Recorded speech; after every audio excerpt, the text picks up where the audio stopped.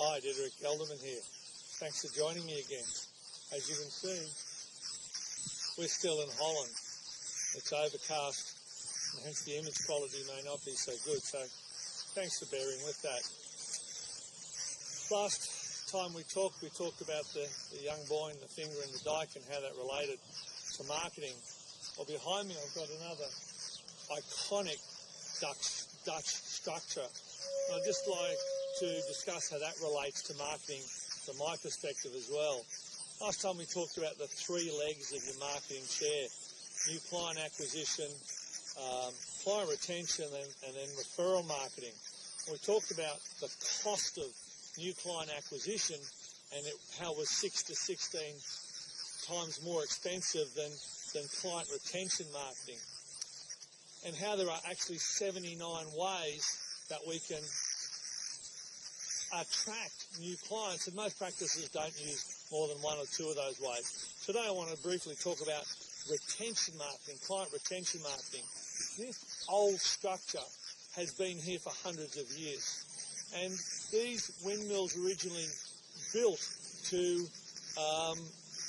extract the water from the reclaimed land and to keep the water out, and they are still doing that exact same job today. This one isn't working because there's no wind to move the sails.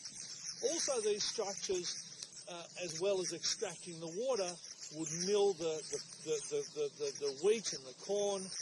They would make cheese there and all sorts of other things. So they had multiple functions. And they are still being used, and that's my point. Most practices spend all this money getting a new client to come in the door, and that costs mega dollars. That first transaction with that new client coming in the door is generally cost neutral. Getting that client to come in the door for the first time is generally cost neutral or profit neutral. What I mean by that is the amount of money you spend on marketing, the amount of time you spend on attracting that client, the amount of time you spend on setting up those records. By the time that client comes to you, you do all that record keeping, you put them on the books, and they leave at the end of that first visit. The cost and the expenses are about equal. So you've made no money, you've lost no money. So you really need to get that client to come back a second time and a third time and a fourth time, and each time they come back, the profit is incrementally greater. And 5 to 10% increase in client retention results in a 50 to 90% increase in practice profitability. Let me repeat that. A 5 to 10% increase in client retention results in a 50 to 95% increase in practice profitability. Now, most clients don't know what you and I as practitioners do. Now, we sign them up, as I said, for that initial visit, but do we then put them on the books for a vaccination recall or a reminder of some other type? Do we send them letters about the senior screen? If they're on chronic meds, do we tell them about that? If they are cat owners, do we talk to them about our feline wellness program? If we have a breed-specific program, do we enroll them on that breed-specific program?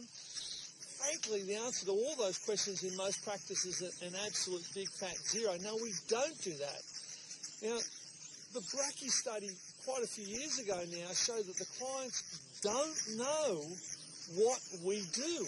Let me just back up on that. Do we remind them about regular heartworm prevention if that's appropriate?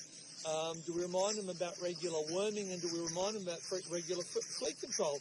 Or do we allow them to go and buy those things up on the internet somewhere? Now, the Brachy study told us that the clients want to buy those things from us. They trust us, they love us.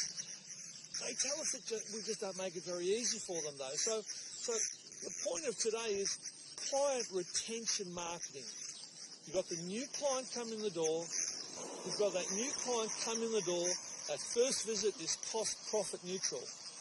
Do you have active strategies in place to get them to come in the door a second time, a third time, a fourth time, or not?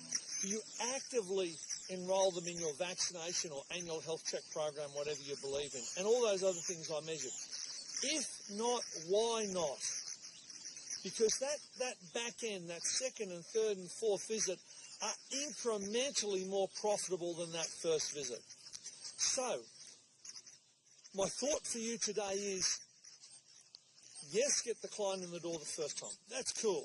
But then have active programs in place by which you get them in the door again and again and again. And you ethically, what I call, recycle that client. Those clients want that from you. They trust us. They love us. They're just using other providers of pet care because they tell us we don't make it easy for them.